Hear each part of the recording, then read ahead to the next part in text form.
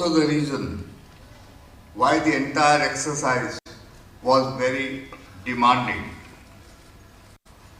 I congratulate everyone involved in this project and look forward for the translation of this important work in more languages. I am confident that this publication will not only indulge those desirous of gaining knowledge, but also contribute immensely to the preservation of the rich history and heritage of the Indian judiciary. Thank you very much. Jai Hind. Thank you, Your Lordship. I now request our guest of honor, Shri Sarvananda Sonowal, Honorable Chief Minister of Assam, to kindly deliver his speech.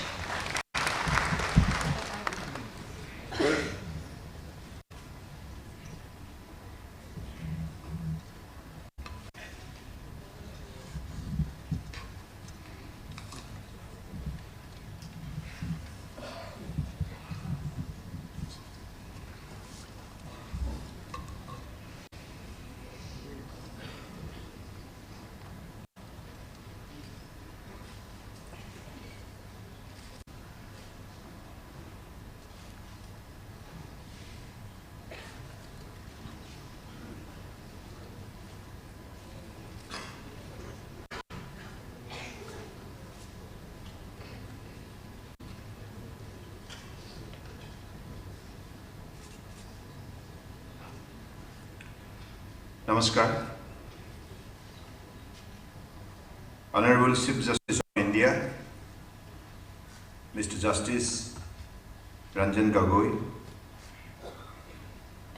Honorable Chief Justice of India Designate, Mr. Justice Sharad Arvind Bobde, Honorable Judge Supreme Court, Mr. Justice Arun Kumar Mishra, Honorable Judge Supreme Court, Mr. Justice Sripati Ravindra Bhatt, Honorable Judge Supreme Court, Mr. Justice Rishikesh Roy, Honorable Chief Justice of Guwahati High Court, Mr. Justice Ajay Lamba, and all the respected judges present here, and ladies and gentlemen. Today is a great day for Assam. I sincerely consider myself with sincerity, because we have a person on the dais who is known to be the Chief Justice of India, Mr. Justice Ranjan Gogoi.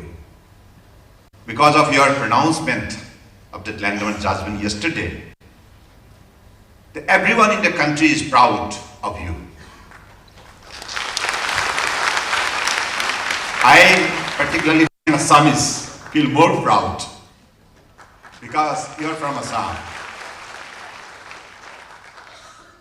This judgment is landmark judgment, judicious, unanimous, acceptable to all sections of society, because this judgment is having a great human touch.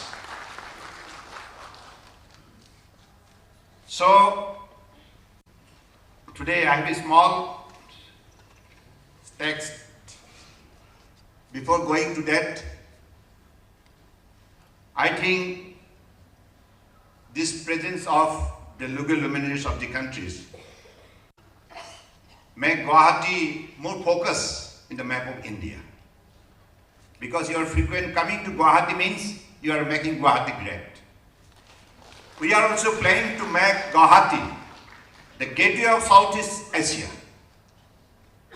And as you know, we have the Act-East policy through which we want to connect with all the ASEAN brothers and also BBIN countries. So that's the mission plan we have. And because of your lending, now we got more encouragement and inspiration. And legal wisdom, presence means legal strength and sense to make the democracy of this country great in the world. So I believe with this sense of our sensible democracy, we'll have to make India great in the world map, India one of the best nations, because we have got all the resources available with us. Simply, we have to work together. The sense of togetherness, if we could bring it effectively, then no worldly power can defeat India. India will be the best nation in the world. So with this particular objective, I believe we'll have to proceed. Today, it gives me immense pleasure to be present at this event, which is being held to release the Assamese version of the book, Courts of India, past to present. I am delighted to know the Honorable Supreme Court has decided to publish this seminal book into all regional languages, which are mentioned in the 8th schedule of the Indian Constitution. It is indeed remarkable that the first translation of this book has been made in Assamese language. For this, I extend my special thanks to all the publishers. I therefore thank and congratulate the Honorable Chief Justice of India, Mr. Ranjan Gogoi, all the Honorable Judges and officials of Publication Division, Information and Broadcasting Ministry, Government of India, who took all the pain to materialize this notable initiative. This is definitely a very commendable endeavor, which should help in taking the treasures of the judiciary close to people and strengthening their faith in the legal system of the country. This initiative would always be recalled with high praise and appreciation by the people of our state. I must say that retracing the long and illustrious journey of the Court of India through this book is a unique way of paying glowing tribute to all the known and unknown luminaries who shaped this citadel of justice brick by brick and brought it to its present level of excellence. At the same time, I recall the founding fathers of our democracy, whose vision and wisdom played a very important role in giving the justice delivery system a robust foundation in our country. As custodian of the fundamental rights and freedom of our citizens, the judiciary in our country throughout these years has played a very important role in upholding the rule of law and maintaining the fine balance of power among the four pillars of our democracy. Esteemed judges and ladies and gentlemen, just like our civilization, which is one among the oldest civilizations of the world, the judicial system in our country also bears the imprint of different periods of Indian history. As a matter of religious prescription and philosophical discourse, law in our country has an illustrious history emanating from the Vedas, Upanishad, and other religious texts. Law was a fertile field in our country which was enriched by practitioners from different philosophical schools. Manu and Vishaspati gave us Dharma Shastra, Narada gave us the Smritis, and Kautilya the Arthashastras. These sacred books in turn shaped the legal system in our country in early years. No doubt, the modern Indian judiciary is partly a continuation of the British Raj legal system established by the British in the mid-19th century. However, one fact still remains pertinent, that from time immemorial, our country had a fairly well-developed and sophisticated system of administration of justice. The ancient Indian law was based on Dharma principle, or Nyaya that talk about the principle of natural justice. It is the same principle that continues to govern our judicial system even today. Moreover, in broad outline, there is considerable similarity between the legal system then in vogue and the system now in force. The evolution of institutions like Lok Adalat can be traced back even to the Vedic times.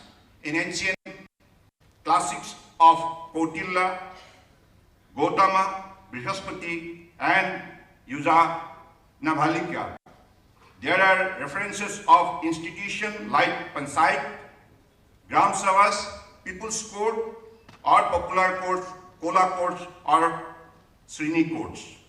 Nomenclature may differ, but the essence of public courts remains same throughout these centuries, of which Lok Adalat is a modern illustration.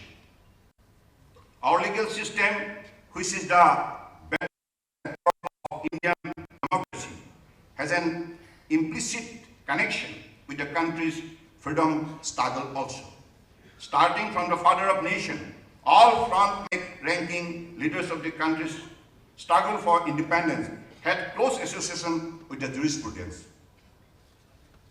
It will not be wrong to say that while the multitude of freedom fighters gave the independence movement its zeal and fervor, the law-educated leaders gave the movement its guiding light. Even today also, it is the judiciary, the legal system, which define and fervently protect the Constitution, which gives the country its hallowed values and essence of republic. Our judiciary has not confined its power in dispensing justice alone. This hallowed institution has been a major catalyst in empowering our citizens to be well informed about their rights and also upholding them from time to time through its landmark pronouncement. Over the years, our judiciary has not only created a pedigree of legal luminaries but also earned a unique distinction worldwide due to its superior standard and lofty ideals. Even in case of environmental issues, the judiciary in the country has shown the other pillars of the democracy a clear direction for maintaining a fine balance between human need and ecological concern. Besides, many landmark judgments passed by the Indian court have not only strengthened the legal and constitutional framework of our country, but has earned it a global distinction as judiciary with a difference that seek to build a progressive jurisprudence. The intellectual wisdom, legal acumen of the honorable judges have provided our judiciary with rare class of intellectual depth, vigor, and vitality. I am confident that our judicial institution will always remain a sentinel of justice and a guiding force of our democracy. I must appreciate this treasures institution for being a great votary of fundamental rights enshrined in the Constitution of our country. Time again, it has proved this by standing with the common citizen in their testing time. The court in our country have played out a role as a savior of the common people. It rose to the occasion and ensured that the civil rights of the people were not taken away. I strongly feel that democracy in India to thrive and excel, it is very important that legislature, judiciary and executive and the press must work hand in hand in the interest of the people of the country. After all, democracy is all about the people and supreme power is held by the people. We are committed to the people and whatever we do, it must serve greater public interest. I am confident that united effort of all the four pillars would make Indian democracy more vibrant and help in faster realization of holistic development of all sections of the society. before winding up my speech, I want to reaffirm our government resolve to support a speedy, efficient and quality justice delivery system in the state to surmount the various challenges faced by the judiciary. With these few words, I declare today that we will be happy to take this valuable book for our government library.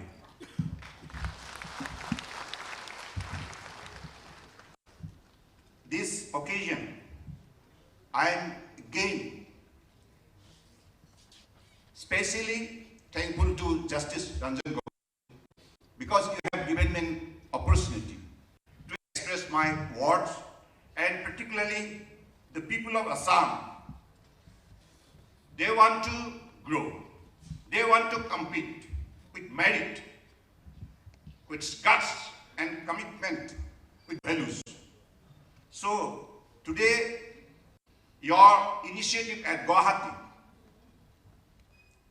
give us new vistas of thought-provoking initiative in the near future by our young generation.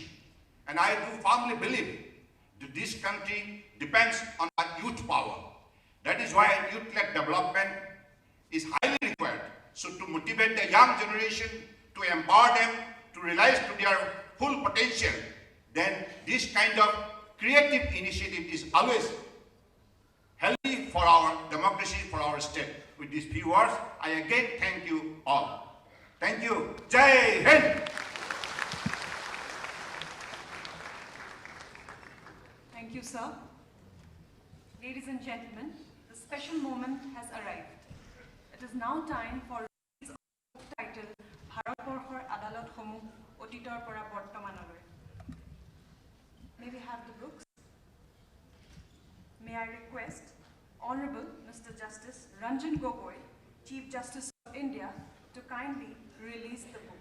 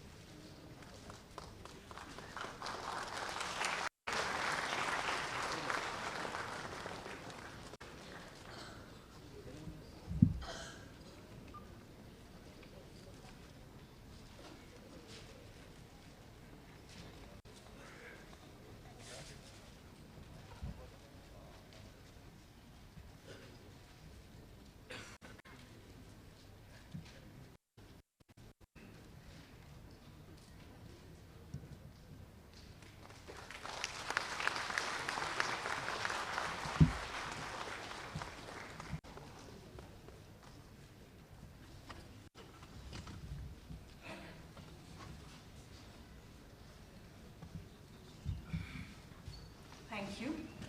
For the next few moments, may I request Honorable Mr. Justice Monojit Bhuya, Judge, Guwahati High Court, to carry the program forward. Thank you. Respected Chief Guest, Guest of Honor, dignitaries on and off the dais, ladies, gentlemen, dear students. We have just witnessed a special moment. Today is a day that would remain etched in the annals of our hallowed institution as a red letter day. It is a proud and memorable day for all of us in the Guwahati High Court. Perhaps we have deservingly earned a pat on the back. The classic piece of literature called The Courts of India, Past to Present, a publication of the Supreme Court of India, recording the myriad weaves and hues contributing to the texture of the judicial fabric, have had its first translated version in the Assamese vernacular titled Bharatborshor Adalat Homu অতীতৰ পৰা বৰ্তমানলৈ। It was no mean feat.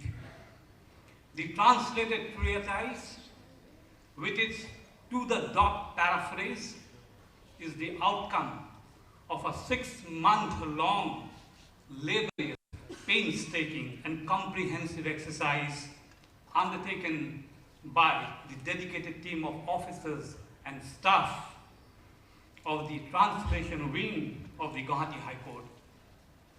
In the making of the book, we acknowledge and salute the contributions of Shri Suresh Sharma, former Special Officer, Translation Wing as the Special Editor, Srimati Ditimoni Gogoi, Special Officer, Translation Wing as the Translator, and assisting them Srimati Chayanika Chaudhary, Archana Devi, Kankana Bora, Aparna Devi Sharma, Mayashri Mahanta, Jahnavi Gogoi, and Shri Subhas Chandra Das. I would request now the team to come on to the stage, please. As a token of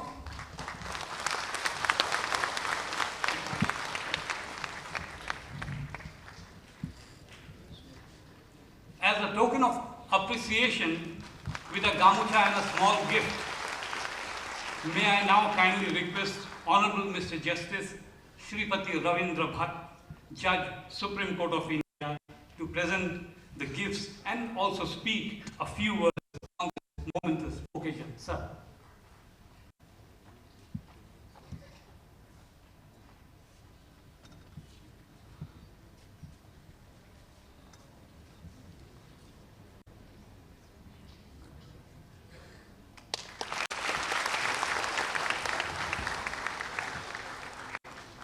That was Suresh Sharma.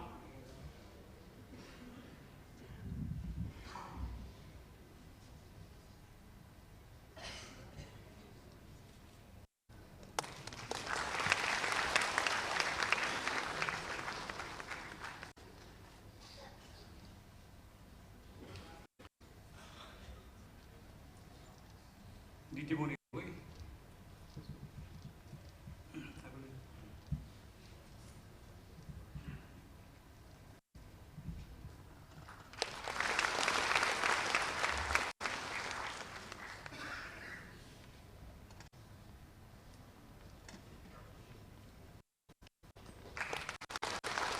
Chayanika Chaudhary could not make it, so Archana Devi, please.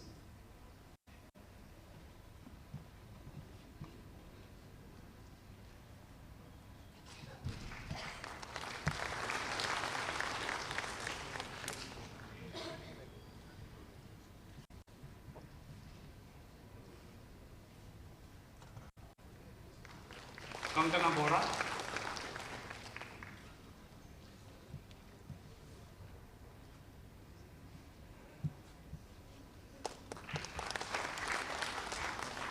Aparna Devi Sharma.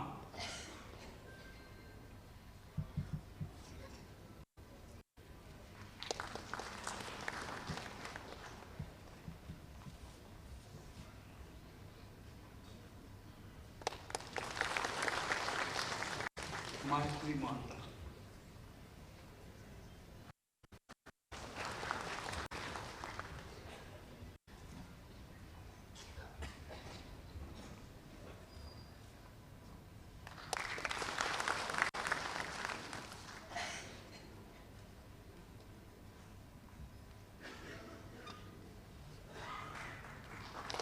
Jahnavi Gogoi.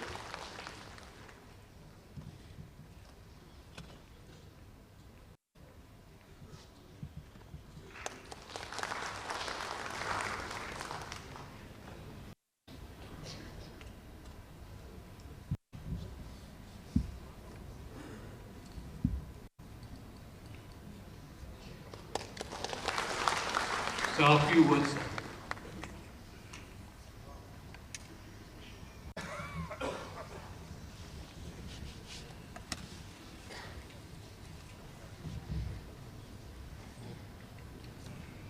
Honorable Chief Justice of India, Justice Ranjan Gogoi,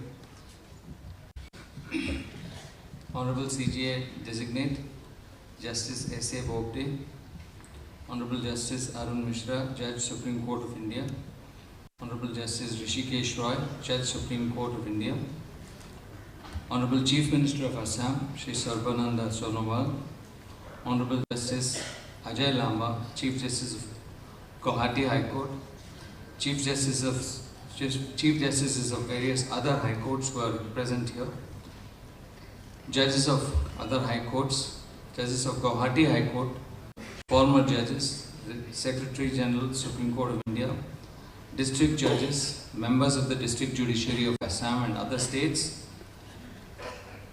senior members of the Government of Assam, senior counsel, advocates, students, trainee judicial officers, ladies and gentlemen.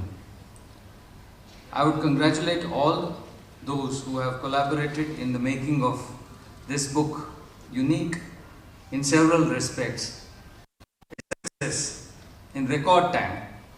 Among the language versions so essential to popularize this work, Courts of India, to the people, Assamese is first. Perhaps fittingly, in more ways than one, more so today. Assam is also one of the first alphabetically among the Indian states. I was privileged to be a part of the team so ably headed by the Chief Justice Designate Justice Bobde, which was tasked with the job of producing the courts of India and representing the legal systems of the country down the ages. When we started the work about 3 years ago, we had a very tight mandate of about 6 months. The job seemed insurmountable.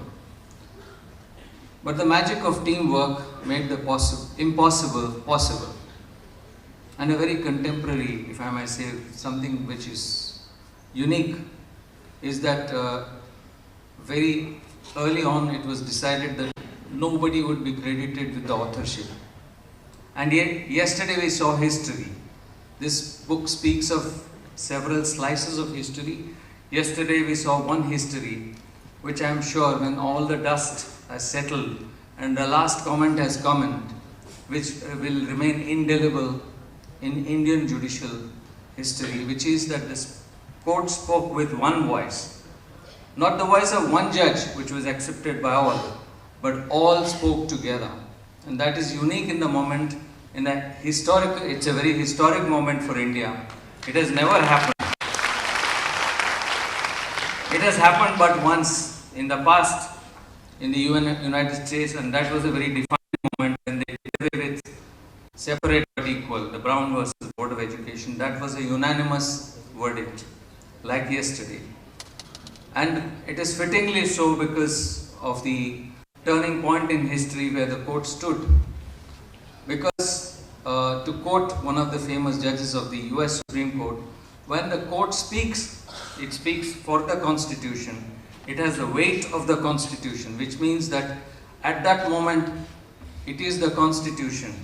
It speaks and it has the weight of the executive, it has the weight of the legislature, the parliament, and the entire Constitution. So if the court spoke in one voice, it spoke like parliament. Because when parliament speaks, it makes a law. It is not spoken by different people. So the court spoke in one voice, and it's a unique moment which we must savor. The book chronicles the kaleidoscope which is India.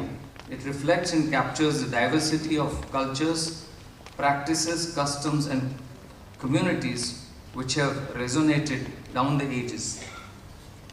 The book affords several unique peeps into history through pictures, snippets, and episodes, mapping out major cases in a unique manner.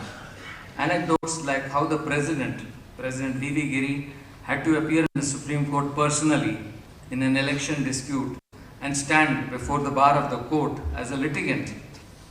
The trial of a Maratha king for murder by a fearless judge, Ram Shastri Prabhune, customary courts of Nagaland and how they resolve disputes, the special norms and status given to the 6th schedule and the 5th schedule of the Constitution areas, the autonomy granted to it, and how the courts in this part and other parts of the country have dealt with customs and given them the normative shape that they have through the judgments.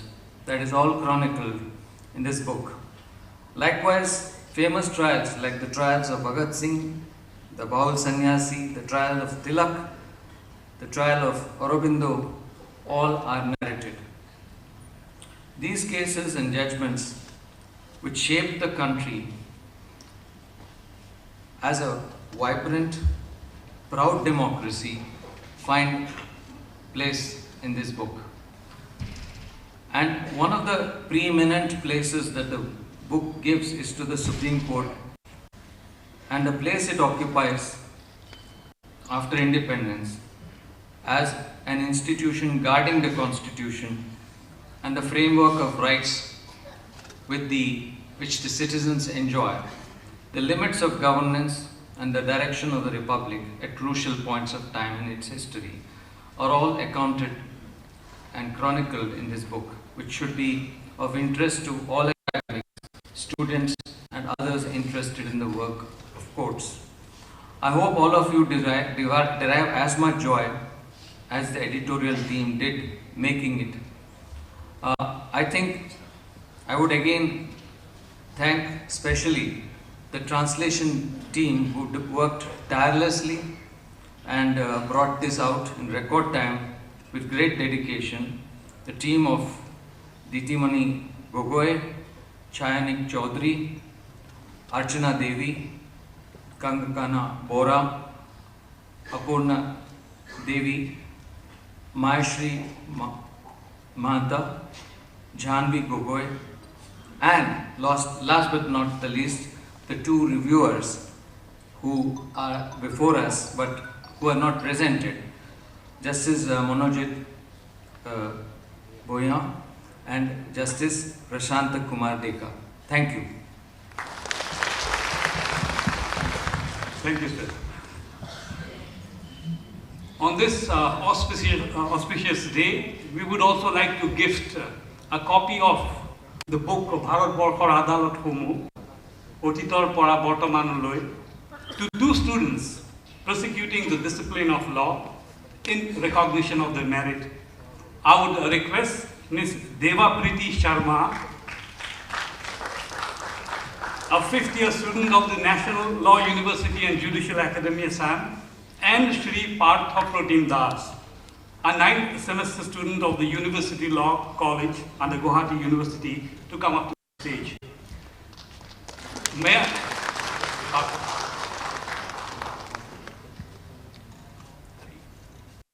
May I request Honorable Mr. Justice Rishikesh Roy, Judge, Supreme Court of India, to present the book to Deva Preeti and Partha Protim and also say a few words. I may just add for information of this August gathering that it was Justice Rishikesh Roy who, during his lordship's tenure as a judge of the Guwahati High Court, had contributed dominantly to the penning of the section pertaining to Guwahati High Court in the courts of India, past to present.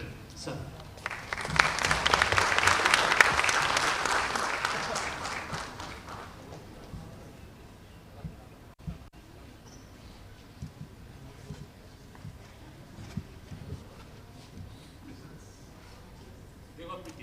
Deva Priti.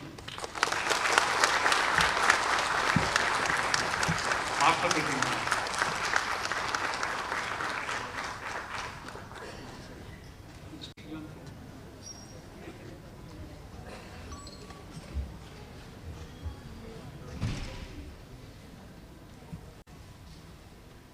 Congratulations to the two meritorious students, Devapriti Sharma and Partha Protim Das. Bharat Borkhor Adalat Homo is the title of the translated version, Courts in India.